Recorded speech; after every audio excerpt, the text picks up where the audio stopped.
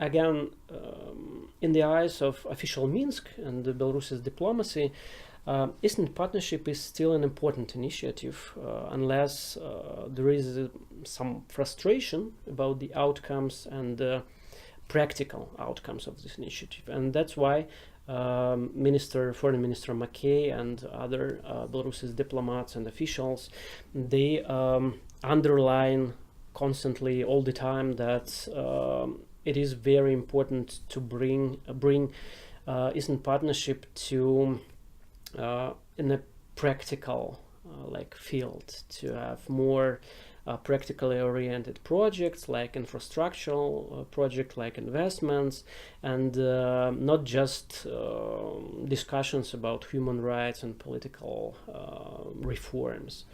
And according to the results, palpable results of this initiative for official Minsk, that's not too profitable, I would say, and they are frustrated a little bit. But in terms of political communication and different discussions, cooperations, projects, it's still important because, as I mentioned, and we already talked about that, Belarus has no contractual relations with the European Union, and there is no institutions and frameworks other than European Eastern Partnership to just talk. Like for diplomats, for our officials in different other ministries. And within the Eastern Partnership we have a number of negotiation tracks and a number of so-called dialogues, like trade dialogue, like human rights dialogue, within this very initiative. And because of that, it is still important, and official Minsk would like to use it like a platform for communication in future as well.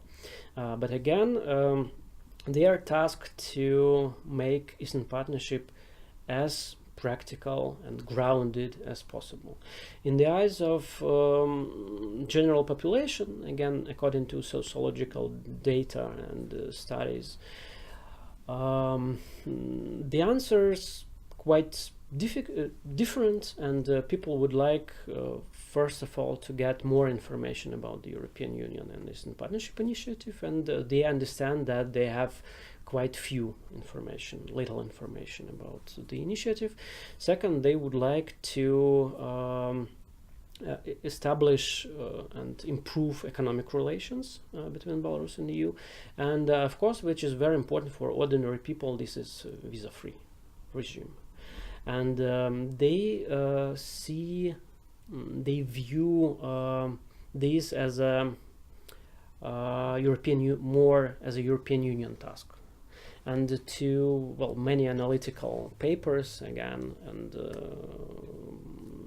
studies within the Belarusi think tanks community, we also many times underline that for European Union it would be good to grant Belarus with not perhaps visa-free regime, but with more relaxed visa regime, because according to one of our study, there is a quite visible link between visits of Belarusians to the European Union and pro-European aspirations.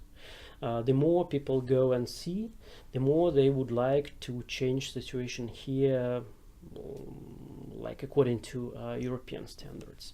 And this is important not just for Belarus, but if European Union would like to improve its image among ordinary Belarusians, it, I think, wise to think about unilateral perhaps steps in this direction.